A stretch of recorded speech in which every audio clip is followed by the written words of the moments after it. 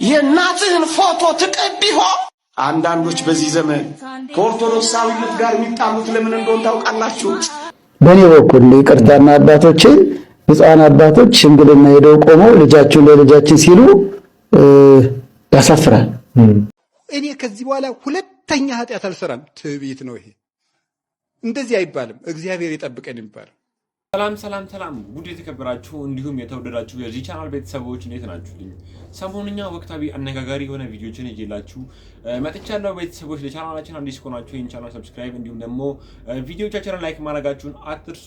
ወደ ቪዲዮቹ እሺ ቤተሰቦች ሰሞኑን በዚህ በሶሻል ሚዲያ ላይ በጣም የሚገርሙ ቪዲዮዎች እየተዘዋወሩ ነበር። ከነሱ ቪዲዮዎች መካከል አንዱ ምንድነው ቅዱሳን አባቶች ማለትም ጳጳሶች በሽምግልና ፕሮግራም ላይ የተገኙ ለብዙ ሰዎች ሽምግልና የተላኩ ተብሎ እጅግ በጣም ብዙ ሰዎች ሐሳብና አስተያየታቸውን እየሰጡ ነበር። እስኪ ደግሞ በዚህ ጉዳይ ላይ አንድ አባታችን ረዘም ያለ ንግግር እያደረጉ ነበር። እስኪ ደግሞ የአባታችን ንግግር ሰምተን እንመለስ።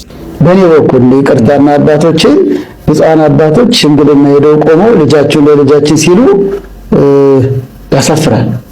ልጅና አባትነታቸው ለሁሉም ስለሆነ አዎ እዚያ አነጋገር ይቅርታ ግን ማድረግ አልችልም። በቃ ተሰማኝን መናገር አለብኝ። ሕፃን አባቶች እኛን ቅስና የሾሙ ናቸው እንጂ ሚስት የሚያጩ አይደለም። ተክሊል የሚባርኩ ናቸው። እኛ ምዕመናንን ቀድሰን የምናቆርብ እግዚአብሔር ይፍታ የምንል ካህናት አለን አይደል? እነሱ ከኛ አባቶች ናቸው። የእኛን ክህነትም መያዝ የሚችሉ ናቸው። ኤጲስቆጶሳት አድርጎ የሾመ ቤተክርስቲያን ከኤጲስቆጶሳት ከጳጳሳት በላይ ምን አለ ቤተክርስቲያናችን? ስለዚህ እንደኔ ሰፈር ሄደው አይበረታቱ፣ ሐዘን ያጽናናሉ፣ የታመመ ይጠይቃሉ፣ የታሰረ ይጠይቃሉ አባቶቻችን። በሽምግልና ደረጃ ግን ምዕመናን ቁጭ ብለው ጳጳስ ቆሞ እንዴት ነው? ከዚህ ልጀምር። ሁለተኛው ደግሞ እንደኔ ከይቅርታ ጋር ስለ ክህነት ክብር ማለት ነው። ምና መንግስት የአቢ ክህነት ይላል ፍትሐ ነገሥት። ከመንግስትነት ከንግስና ክህነት ይበልጣል። ነገስታት መንበር ዳሰው በመቅደስ ቆመው አይቆርቡም። ካህን ግን ቀድሶ ያቆርባል። እጁ ይሳማል፣ ስጋ መለኮትን ይፈትታል። ክህነት ክብር ነው። በምድር ያሰራችሁት በሰማይ ታሰረ ነው፣ በምድር የፈታችሁት በሰማይ ተፈታ ነው። ማቴዎስ 18:18 ይቅር ያላችሁት ሁሉ ኃጢአቱ ይቀርለታል የተባለ ስልጣነ ክህነት ዘኢተገብረ ለመላእክት ተገብረ ለካህናት። አዎ ለመላእክት ያልተደረገ ለካህናት ተደረገ ብሏል በፍትሐ ነገሥት። ቅዱሳት ማቴዎስ የክህነትን ክብር ሲገልጥ መላእክት ፈትተው ያቆርቡ፣ ያማልዱናል፣ ይጠብቁናል፣ ያድኑናል ከመከራ። የካህናት ስልጣን ግን ልዩ የሆነው ቅዱስ ስጋውን ክቡር ደሙን ፈትተው ቅዳሴውን መርተው ያቆርባሉ፣ እግዚአብሔር ይፍታ ይላሉ። ከዚህ አንጻር እንኳን የኤጲስቆጶሳት ክቡራን ብፁዓን አባቶቻችን የምንወዳቸው ጸሎታቸው ይወርዳል። እኛ ቄሶችን ብንሆን ቆመን ልጃችሁን ለልጃችን እንድንል አይበረታታም። መገኘት እንችላለን። ይህ ቤተሰቦች እንደሰማችሁት ነው። እኛ አባታችን የተናገሩት ንግግር በእውነት እጅግ በጣም ነው ደስ ይለው። ምክንያቱም ጳጳሶች ቆመው ኖርማል ግለሰቦች ደግሞ ተቀምጠው ሽምግልና ሲላክ እኔም ሳይ ትንሽ ደብሮኝ ነበር። ለምንድን ነው እንደዚህ ያልኳችሁ? እዚህ በምስሉ ላይ እንደመጣ አግባብ አለ ወይ ብዬ አስባለሁ። ታዲያ ቤተሰቦች እናንተስ በዚህ ጉዳይ ላይ ምን አይነት ሀሳብና አስተያየት ተጥበታላችሁ? ባካችሁን እስኪ የሚሰማችሁን ሀሳብና አስተያየት ኮሜንት ላይ ጻፍ አድርጉ። ቤተሰቦች እጅግ በጣም የሚያሳዝን መረጃ ሰምቶ ነበር። እሱ ምንድነው የመሬት መንሸራተት ተፈጥሮ አንድ ቤተክርስቲያን ሙሉ በሙሉ ወድሟል ማለት ይቻላል። እጅግ ያሳዝናል። ቤተክርስቲያኑ በመሬት መንሸራተት ሙሉ ለሙሉ ጉዳት እንደደረሰበት ተሰምቷል። ይህንን ቪዲዮ ሼር በማድረግ ድምፁ ናቸው። በአወበል ኢትዮጵያ የምስራቅ ጎጃም ሀገረ ስብከት አካል የሆነው እንግዲህ የጄት ባህር አምባ ቅዱስ ገብርኤል ቤተክርስቲያን በመሬት መንሸራተት ከአገልግሎት ውጪ መሆኑ ነው እንግዲህ የተሰማው። በዚህም የተነሳ ቤተክርስቲያኑ ውስጥ የነበሩ ንዋየ ቅድሳትን ጉዳት እንደደረሰባቸው ተገልጿል። የቤተክርስቲያኑ አገልጋዮች የቅዱስ ገብርኤልና የጻድቁ አቡነ ተክለ ሃይማኖት ታቦታትን በጊዜ በማውጣት ወደ ሌላ ቦታ በማሸሽ በመቻላቸው ታቦታቱ ምንም ጉዳት እንዳልደረሰባቸው ተገልጿል። የመሬት ናዳው በአካባቢው በሚኖሩ ምዕመናንም የሰብል ምርት ላይም ከፍተኛ ጉዳት ማድረሱ ተሰምቷል። መረጃው የማህበረ ቅዱሳን የደብረ ማርቆስ ማዕከል ነው። ብሩክ የነበርኩ ቤተሰቦች እንደሰማችሁት ነው። ባካችሁት በቻላችሁት መቃኝ ይህን ቤተክርስቲያን መድረስ የሚችሉ ሰዎች ካላችሁ አግዟቸው። ስለኔም በአክብሮት ጥያቄ ጠይቃችኋለሁ። ሌላ ደግሞ ቤተሰቦች ሰሞኑን በሶሻል ሚዲያ ላይ ምስለሰል የቅድስት ድንግል ማርያምን ምስለሰል ስትቀድ የነበረችው ልጅ ሁላችሁም እንዳያችኋት ተስፋ አድርጋለሁ። ታዲያ በዛ ዙሪያ ላይ ፈለገ አትናትዮስ በዛሬው ዕለት ላይቭ ላይ ውይይት ማድረግ እፈልጋለሁ ብሎ ነበር። ታዲያ በጣም ብዙ ሰዎች በዚህ ጉዳይ ላይ እንዳልተስማሙ እየተሰማ ነበር። እስኪ ደግሞ ቪዲዮ ሰምተን እንመለስ። ይድረስ እጅግ ለምንወድህ ለምናከብርህ ታላቅ ወንድማችን ዲያቆን ፈለገ አትናትዮስ ዛሬ ረቡዕ ምሽት ከነዚህ ሁለት ሰዎች ጋር ለመወያየት ብለህ ያስከውን ቀጠሮ እንድትሰርዘው በሉል እግዚአብሔር ስም እንጠይቃለን። የነዚህ ሁለት ሰዎች ሰሞነኛ ዓላማቸው አንድ ትኩረት መሳብ፣ ሁለት መሸቀል፣ ሶስት ደግሞ በሚፈልጉት መንገድ አጀንዳዎችን መጠምዘዝ ነው። ስለዚህ ለዚህ ነገራቸው ደግሞ ተመችተን መቅረብ ያለብን በፍጹም አይመስለኝም። እርግጥ ነው ወንጌላዊነት በየትኛውም ሁኔታ ውስጥ አስፈላጊ ነው። ነገር ግን የግድ በአደባባይ መሆን መቻል የለበትም። እነዚህ ሁለት ሰዎች በተለይ ደግሞ ዮናስ ሙሉነህ የሚያስፈልገው የወንጌል ኳራንቲን ነው። ስንት ዘመን ዘበተ፣ ስንት ዘመን ማሊያ እየቀየረ ህዝቡ ላይ ተጫወተ። ስለዚህ ኦርቶዶክሳውያን በሮቻችንን ጥርቅም አድርገን መዝጋት የሚጠበቅብን ሰው ይህ ሰው ነው። ስለዚህ በጣም ጥንቃቄ ማድረግ ያስፈልጋል። ወንድማችን ዲያቆን ፈለገ ሆይ ከዚህ ቀደም አንተም ሆንክ ታላላቅ ወንድሞቻችን መምህራን በልዩ ልዩ መንገድ እንደዚህ አይነት ሰዎች ጋር ስትገኙ ዋናው ምክንያት የነበረው ገበያው ጠበብ ስላለብን ነበር። አሁን ግን አሳውን የምታጠምዱበት ባህር ከፊት ለፊታችሁ አለ። የራሳችሁ መድረክ የምትፈልጉትንና ቤተክርስቲያናችን የሚጠበቅባትን ወንጌል ለመስበክ በቂ ነው። ስለዚህ በገዛ ሜዳችሁና በመድረካችሁ አስፈላጊውን ወንጌል ስበኩ እንጂ ለእንደዚህ አይነት ሰዎች ዓላማ መጠቀሚያ መሆናችን መቆም መቻል ይጠበቅበታል። እውነት ነው እነሱም ብሎ የመጣ አንድ ሰው ሁለት ሰው እናተርፍ ይሆናል። እነሱ ግን የሚፈልጉትን አጋሰስነት እንዲያተርፉበት ይህን እድል መፍቀድ የለብንም። ስለዚህ ወንድማችን ዲያቆን ፈለገ ሆይ ይህንን ውይይት አሁንም በፍቅር እንድትሰርዘው በልዑል እግዚአብሔር ስም በድጋሚ እንጠይቀሃለን። ይሄው ቤተሰቦች እንደተመለከታችሁት ነው። ወንድማችን ፈለገ አትናትዮስ ብዙ ጊዜ በሃይማኖት ጉዳይ የሚከራከሩ ሰዎችን ላይቭ ላይ በማስገባት ሀሳብና አስተያየታቸውን እየተቀበለ እንዲሁም ደግሞ ነፃ ውይይት ያደርግ ነበር። ግን እውነትን ነው ከዮኒ ማኛ ጋር ምንም መነጋገር ምንም ማውራት አያስፈልግም። ምክንያቱም ዮኒ ማኛ የሚናገራቸው ንግግሮች እኔ ለላንተ አልነግራችሁ እጅግ በጣም ያናዱ እጅግ በጣም ጸያፍ የሆኑ ንግግሮችን ነው የሚናገረው። በተለይ ደግሞ ሰሞኑን ስለ እናታችን ለቅድስት ድንግል ማርያም ሲናገር የነበራቸው ንግግሮች እጅግ በጣም ነበር ብዙ ኢትዮጵያኖችን ሲያስቆጣ የነበረው። ታዲያ እናንተ ስለዚህ ጉዳይ ላይ ተስማሙበታላችሁ ወይ? ውይይቱ መደረግ አለበት ወይ ብላችሁ ታስባላችሁ ወይ? እባካችሁ ጠይቃችሁ የሚሰማችሁን ሀሳብና አስተያየት ንገሩ። ደግሞ ቤተሰቦች ሰሞኑን እናታችን የቅድስት ድንግል ማርያም መስለ ስለቀደደችው ልጅ ቤት ድረስ ሄዶ እናትየው ያነጋገራት ልጅ ሁላችሁ ታውቁታላችሁ ብዬ አስባለሁ። ባርኮትን በዚህ በሶሻል ሚዲያ ተዘዋወረ የነበረ ቪዲዮ ነበር። እሱ ምንድነው ታስሯል፣ እንዲሁም ደግሞ ክስ ሊመሰረትበት ነው የተባለ ነበረ። ታዲያ ልጅ ተወልናተም በዚህ በሶሻል ሚዲያ ላይ ቀርባ እኔ አልከሰስኩትም እኔ ላሳስረውም አልፈልግም ብላ ተናገረች ነበር። ታዲያ በዛ ጉዳይ ላይ ያያዘን ሁላችሁ ታውቁታላችሁ። በዚህ በሶሻል ሚዲያ ላይ ኦርቶዶክሳዊ እንቅስቃሴ ከሚያደርጉ ወጣቶች መካከል አንዱ ነው። እኛ ምን አደረግን ብሎ የሚናገረው አንድ ንግግር ነበር። እስኪ ደግሞ ቪዲዮ ሰምተን እንመለስ። እውነት ለመናገር እናንተ በጣም ልክ ናችሁ። ሰላም ጤና ይስጥልኝ። ለቤተ ክርስቲያን ያሰብን መስሎን በብዙ መንገድ ቤተ ክርስቲያንን ያገዝን የረዳን መስሎን ብዙዎቻችሁን እንዳስቀየምን አሁን እየተረዳን መተናል ማለት ነው። እኔ በበኩሌ ቤተ ክርስቲያን አልወከለችኝም። ለውክልናም የሚበቃ ዕውቀትም ስነ ምግባሩም የለኝም።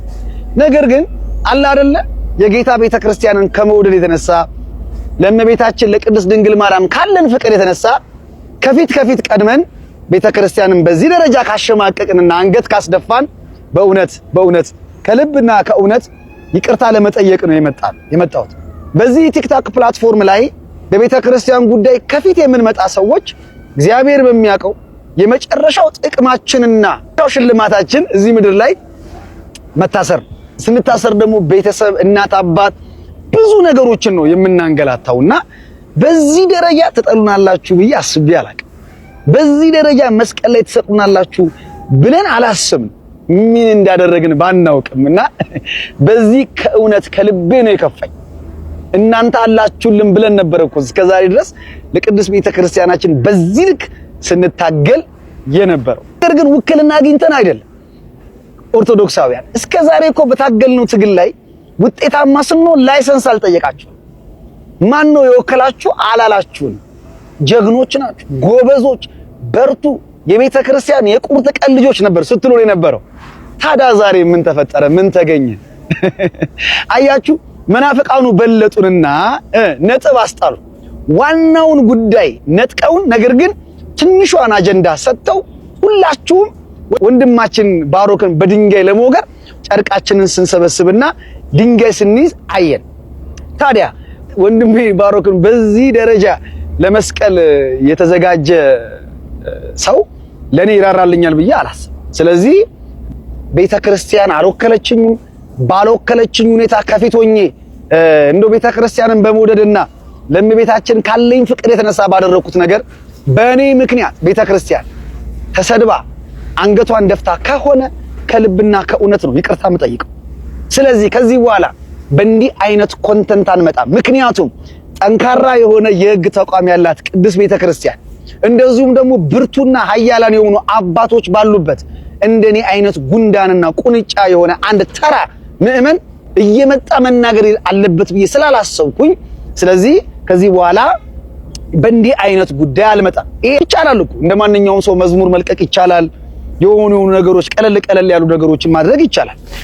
ነገር ግን ኦርቶዶክሳውያን እነዚህ ልጆች በዚህ ደረጃ ተው እየተባሉ የሚታገሉት የሆነ ጥቅም ቢያገኙ ነው ቢባል አይፈረድብንም። ምክንያቱም ተውን አንፈልግም በቃ እያላችሁን፣ ነገር ግን እዛ ላይ ቆመን አሁንም የምንታገል ከሆነ የምርም ከጀርባችን ሌላ አጀንዳ አለን ወይም ደግሞ ጥቅም አለው ማለት ነው። ስለዚህ ይሄ ነገር ጥቅም እንደሌለውና ከጀርባው ምንም አጀንዳ እንደሌለው ለማሳየት እስከዛሬም ሰርቼ ቤተክርስቲያን ውክልና ሳሰጠኝ አይመለከትም እረፍ እየተባልኩኝ፣ ነገር ግን አይ ለቤተክርስቲያን ካለኝ ፍቅር ነው እያልኩኝ በየወይኔ ቤቱ ስንከራተት የነበረው ለቤተክርስቲያን ፍቅር ካልሆነና ከጀርባዬ ሌላ አጀንዳ ካለው ወይም ደግሞ ጥቅም ካለው እንዴ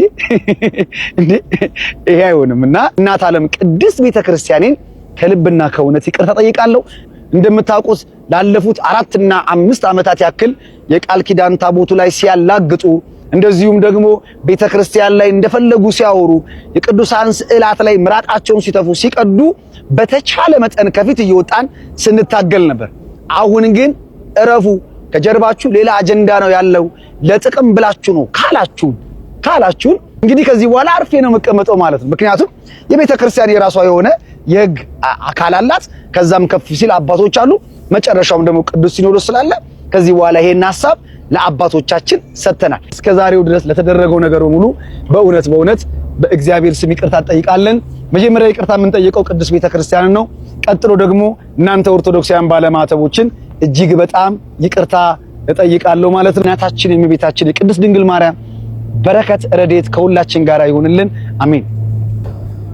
እሺ ቤተሰቦች እንደሰማችሁት ነው ወንድማችን ያያዘል ከዚህ በኋላ በእነዚህ ስራዎች ላይ አልመጣም። ኦርቶዶክሳዊ የሆኑ ንግግሮችን ከፊት እየቀደምኩኝ አልናገርም። ምክንያቱም እስከዛሬ ላደረኳቸው ነገሮች ምላሼ ይሄ ነው ወይ እያለ ነበር። ታዲያ ቤተሰቦች እናንተ በዚህ ጉዳይ ላይ ተስማሙበታላችሁ ወይ? ወንድማችን እስከዛሬ የሚያደርጋቸው ነገሮች እጅግ በጣም ነው ደስ የሚሉት። ምክንያቱም እጅግ በጣም ብዙ ጊዜ የፈረሱ ቤተክርስቲያኖችን እንዲሰሩ ያደርጋሉ። እንዲሁም ደግሞ የማይሆን ንግግሮችን በዚህ በኦርቶዶክስ ቤተክርስቲያን ኦርቶዶክስ ቤተክርስቲያን የሚነሱ ንግግሮችንም ይቃወማሉ። ታዲያ ቤተሰቦች ይሄን ንግግር ተሰሙ ምን ያክል አዘናቸው? ነው በግሌ እጅግ በጣም ነው ያዘንኩት። ምክንያቱም ይህ ወንድማችን ብዙ ጊዜ ለቤተክርስቲያን ከፊት እየቀደመ ድምጽ ይሆን ነበር በዚህ በሶሻል ሚዲያ ላይ። ታዲያ እናንተስ በዚህ ጉዳይ ላይ ምን አይነት ሐሳብ ነው አርሴት ተጥብቃላችሁ? ሌላ ደግሞ ቤተሰቦች በዚህ በሶሻል ሚዲያ ላይ ኦርቶዶክሳዊ የሆነ ስርዓት ያላቸው እንዲሁም ደግሞ በጣም ብዙ ሰዎችን የሚያስተምሩ ሰዎች እንዳሉ ታውቃላችሁ። ታዲያ ቀደም የሰማችሁት ወንድማችን እንደዛ ማለቱን ሰምታችኋል። ሌላ ደግሞ ወንድማችን ልደት ቃል በየመንገዱ እየዞረ ለብዙ ምዕመናን መጽሐፍ ቅዱሶችን እየሰጠን ነው ደግሞ ጥያቄና መልስ እንደሚያቀርብ ታውቃላችሁ። እስኪ ደግሞ ለዛሬ ይዤላችሁ የመጣሁት ቪዲዮ አይተን እንመለስ። ዙፋን ታየኝ ትምክቴ ሆይ። ሰላም ኦርቶዶክሳውያን፣ ዛሬ ደግሞ በወላይታ ሶዶ አቡነ ተክለ ሃይማኖት ቤተክርስቲያን ተገኝተናል። በቅርብ የተመረቀው እንደምታውቁት እዚህ ቤተክርስቲያን በጣም ብዙ ዋጋ ተከፍሎበታል። ዛሬ ለታችን አንድ ጥያቄ ጠይቃታለሁ። አብዛኛው ጊዜ በወላይታ ሶዶ ያለ ኦርቶዶክስ ክርስቶስ ኢየሱስን አያውቀውም፣ አይሰብክም፣ ይደነግጣል ይባላል። ምን ያህል እውነት ነው? ብዙ ኦርቶዶክስም የለም በቁጥር ይባላል። እስኪ አይ ይሄ እንኳን ፈጽሞ የተሳሳተ ነገር ነው። ምክንያቱም እዚህ ወላይታ ሶዶ ላይ እንዲሁም በደቡብ አካባቢ በጣም እልፍ አላፍ የሆኑ ኦርቶዶክሶች አሉ። ይህንንም እንግዲህ ባለፈው የአባታችን ቤት ሲመረቅ እንደማስረጃ መመልከት ይቻላል። በጣም እልፍ አላፍ የሆኑ ኦርቶዶክሶች አሉ። ኢየሱስን አትሰብኩም ኢየሱስ ጌታ ነው አትሉም ለሚሉት ምን አይነት ማስረጃ ሰጥተሽ ክርስቶስን ጌትነቱ መስከር ትችላለሽ? ኢየሱስ ጌታ አይደለም ብሎ ለሚያምን ሰው አንደኛ ቆሮንቶስ ምዕራፍ 12 ከቁጥር 3 ላይ ሄዶ ማንበብ ይችላል። እንግዲህ ኢየሱስ በእውነት ጌታ ነው። እሺ እግዚአብሔር ያክብርልን። በጣም እናመሰግናለን። በዚህ ይሄን መጽሐፍ ቅዱስ በስጦታ መልክ የመጀመሪያ ተሸላሚ ወላይታ ሶዶ ለጌታ ዘምሩ የተከበረ ነው በሰማይ በምድሩ የተከበረ ነው። ቤተሰቦች እንደተመለከታችሁን ታዲያ ይሄ ወንድማችንስ ምን አግኝቶ ነው እንደዚህ አይነት ድርጊቶችን የሚያደርገው? ማለትም ከአዲስ አበባ ድረስ ተነስቶ ወላይታ ሶዶ ድረስ ቀርቦ እንደዚህ ኦርቶዶክሳዊ የሆነ ፕሮግራሞችን የሚያዘጋጀው ጥያቄዎችን የሚጠይቀው ምንም ሳያገኝ ቀርቶ ምንም ያገኘ ሳይሆን ያው ሃይማኖቱን ከፊት ለማስቀደም ብሎ ነው። ታዲያ በዚህ በሶሻል ሚዲያ ላይ ኦርቶዶክሳዊ የሆነ እንቅስቃሴ የሚያደርጉ ወጣቶችን ማገዝና ማበረታታት ነው እንጂ ያለብን ማውቀስ እንዲሁም ደግሞ እነሱ መቆም የለብንም ብዬ እንደግለኔ በግሌ አስባለሁ። እናንተስ በግላችሁ ምን አይነት ሐሳብና አስተያየታችሁ? እስኪ የሚሰማችሁን ሐሳብና አስተያየት አስቀምጡልን ኮሜንት ላይ። ቤተሰቦች በዚህ በሶሻል ሚዲያ ላይ ባለፈው ሳምንት እናታችን ቅድስት ድንግል ማርያም ለሰልቀዳ የነበረችው ልጅ እጅግ በጣም ብዙ ብናገር ነው ልጅ ትዚህ ሁላችሁም ታውቃላችሁ። እስኪ ስለ እናታችን ለቅድስት ድንግል ማርያም መምህር ኢዮብ የሚናገረው ደስ የሚል ንግግር ነበር። እስኪ ደግሞ ቪዲዮ ሰምተን እንመለስ። የእናትህን ፎቶ ትቀቢሆ? አንዳንዶች በዚህ ዘመን ከኦርቶዶክሳዊነት ጋር የሚጣሉት ለምን እንደሆነ ታውቃላችሁ? አባሯት እኮ ነው የሚሉ፣ አስወጧት እኮ ነው የሚሉ፣ ከስብከታችሁ አስወጧት ነው የሚሉ፣ ከመዝሙራችሁ አባሯት ነው የሚሉ፣ ከመቅደሳችሁ አውርዷት ነው የሚሉ፣ ከቅዳሴያችሁ ለዩት ነው የሚሉ፣ አባሯት እኮ ነው የሚሉ። የት እናባርራታለን? አንተ እናትህን ታባርር ይሆን? አንተ የእናትህን ፎቶ ትቀቢሆ? አንተ እናትህን አታስብ ይሆን? እናት የሌላት ቤተክርስቲያን የለችም። ውሃውን ወይስ ያለው የኢየሱስ እናት ብቻ ነበረች። ወይኑን ደም አድርጎ መስቀል ላይ ሲሰጥ ግን የሁላችን እናት ነች። እና እናቴን ከየት ነው ማስወጣልህ? ቀሚሷን ይዤ እኖራለሁ። አባራት የምትለኝ አግኝቼ ነው እኮ የሚባለው። እናትነትሽን አግኝቼ ነው እባክሽ ልይሽ እኮ ነው የሚባለው። ስምሽን ጠርቼ ቃልሽን አግኝቼ ነው በረከትሽ ናፍቆኛል ነይልኝ እኮ ነው የሚባለው። የጌታዬ እናት ወደ እኔ ትመጪ ዘንድ እንዴት ይሆንልኛል ነው እንጂ የሚባለው። አባሯት ይባላል። ትግላችን እኮ ይሄ ነው። በዝምታ አለፏት እኮ ነው የሚለን። ያንተን ፎቶ እየሰቀልክ በየቸርቹ እሷን ግን አውርዳት የምትለኝ ምን ሆነ ነው?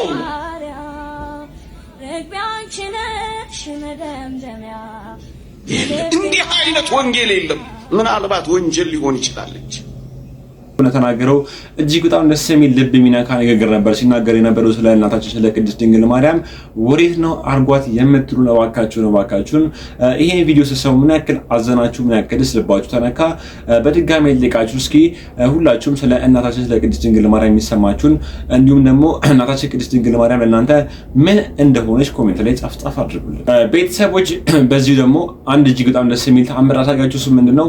እናታችን ቅድስት ድንግል ማርያም ማለት ለኛ የጸለየውን ነገር የምትሰማ እንዲሁም ደግሞ ተአምሯ ተነግሮ የማያልቅ እናት ነው ያለችን። እስኪ ደግሞ ቤተሰቦች በስውራ ማርያም ቤተክርስቲያን እጅግ በጣም ደስ የሚሉ ተአምሮች ሁሌም እንደሚነገሩ ታውቃላችሁ። እኔም በቪዲዮቻችን ላይ ሁሌም ይዤላችሁ እመጣለሁ። ለዛሬ ደግሞ ይዤላችሁ የመጣሁት ተአምር እጅግ በጣም ደስ የሚለው እናታችን ቅድስት ድንግል ማርያም እጅግ በጣም የነገርናትን ሰሚ የሆነች እናት ነው ያለችንና እስኪ ደግሞ ይሄን ተአምር ሰምተን ነው። በጣም ያመኝ ነበር ከመና ይጂ አልትራሳውንድ ስታይ የኩላሊት ጠጠር አለብሽ ብለው ነበርና ግራ ኩላሊቴን ነበር የሚያመኝ። ከዛ ወደ ሀዚህ ከመምጣቴ በፊት ሁለቱንም አመመኝ። አዛ አያንቀሳቅሰኝም፣ አልተኛም፣ አልቀመጥም ነበር። ከዛ እናቴ ወደ ስውሯ ማርያም መሄድ ይሄው ቤተሰቦች እንደሰማችሁት ነው። እናታችን ቅድስት ድንግል ማርያም ስውሯ ማርያም ማለት የነገርናትን ሰሚናት።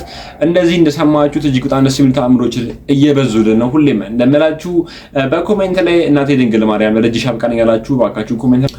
ሌላ ደግሞ ቤተሰቦች በዚህ በሶሻል ሚዲያ ላይ እጅግ በጣም ብዙ የሚያስጠላ ሀሳቦችን የሚሰጡ ሰዎች እየበዙ ነው። በተለይ ደግሞ በእናት ቤተክርስቲያን የሚናገሩት ንግግር እጅግ በጣም የሚያስጠላ ንግግር የሚናገሩ ሰዎች እየበዙ ነው። እስኪ ደግሞ የሆነ አንድ እጅግ በጣም የሚያስጠላ እንዲሁም ደግሞ ደስ የሚል ንግግር የሚናገረው እንደማይችልን ቪዲዮ አስጫችሁ ልመለስ። ደስ የሚለው እቺ ቤተክርስቲያን ከነጭፍንተኞቿ ይዛ ትፈራርሳለች። እዚህ ብትፈራገጡ በቃ ከአቅም በላይ ጭፍን ብትሆኑ ቤተክርስቲያንን ምንም አያድናት። እቺ ቤተክርስቲያን በቄስና በመኖክሲ ሐሳብ የቆመች በጭፍንተኞች የቆመች እንጂ ኢቭን ወንጌልን የማታውቅ ቤተክርስቲያን ናት። ደስ የሚለው እቺ ቤተክርስቲያን ከነጭፍንተኞቿ ይዛ ትፈራርሳለች። ዛሬ ስታስጨፍር ስታስጨበጭብ ጧፍ ስታስበራ ኦኬ ከበሮ ስታስጎስም ጧፍ ስታበራ ብትውል ይሄ የሃይማኖት መገለጫ አይደለም። ጧፍ ነጠላ ከበሮ ጩኸት ጭፍንተኝነት የእውነት መገለጫ አይደለም። ደስ የሚለው ነገር ማለት ነው አልহামዱሊላህ ደስ የሚለው ከነግፋችሁ በቃ ትፈራርሳላችሁ። ይሄ ነው ደስ የሚል። ይሄን መልእክት ነው ማስተላለፈው። እያንዳንዱም ክርስቲያን ቤተክርስቲያን ነው፣ የተሰራበትም አለቱም ክርስቶስ ነው። ስለዚህ አንፈርስም አንጠፋም። በማቴዎስ 7:24 ላይ እንደዚህ ይላል፣ ስለዚህ እንን ቃሌን ሰምቶ የሚያደርገው ሁሉ ቤቱን በአለት ላይ የሰራ ልባም ሰውን ይመስላል ይላል። ኢየሱስ ክርስቶስ የእግዚአብሔር ልጅ የአብ የባህሪው ልጅ እንደሆነ የሚያምን ልጅነቱንም ገንዘብ የሚያደርግ ሁሉ ቤቱን በአለት ላይ የሰራ ልባም ሰውን ስለሚመስል አይፈርስም። እዛው ዝቅ ስንል 25 ላይ ዝናብም ወረደ፣ ጎርፍም መጣ፣ ነፋስም ነፈሰ፣ ያን ቤት ገፋው፣ በአለት ላይም ስለተመሰረተ አልወደቅም ይላል። ዝናብ የተባለው ካላውያን ከካዲያን ነገስታት የሚመጣ መከራ ሰይፍ ነው። ጎርፍ የተባለውም የስደትና የመገፋት የመንገላታት ጎርፍ ነው። ነፋስ የተባለውም የጥርጥር የክደት ነፋስ ነው። ብዙዎች በሚዘንበው ዝናብ ተሰናክለው በጎርፍና በነፋስ ተወሰዱ ተብሎ በኤፌሶን 4:14 ላይ አለ። በዚህ አለት ላይ ስላልተሰራ ተሰናክለውበታል፣ ተፍገምግመውም ወድቋል፣ ንቀውትም አቃለውታል። እኛ እንደ ክርስቲያንነታችን በዚህ አለት ላይ እናምናለን። የባህሪ አምላክ ፈጣሪ ነው ብለን እናምናለን። በልጅነት ክብር አይተናል፣ በሜሮን ታትመናል፣ በስጋ ወደሙ ከብረናል፣ ከአብራ ከመንፈስ ቅዱስ ከማህፀነ ዮርዳኖስ ከማይጠፋ ዘር ዳግም ተወልደናል። ስለዚህ አንፈርስም አንጠፋ። ቅዱስ ዮሐንስ አፈወርቅ በድርሳኑ ምን ይላል መሰለሽ?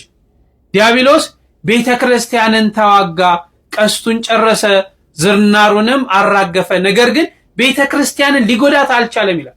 ሰውን ታግለን ማሸነፍ እንችል ይሆናል፣ ቤተክርስቲያንን ማሸነፍ አንችልም። የገሃነም ደጆች የተባሉ ዲያብሎስና ሰራዊቱን እንደማይችሏት አስተምሯል ማለት ነው።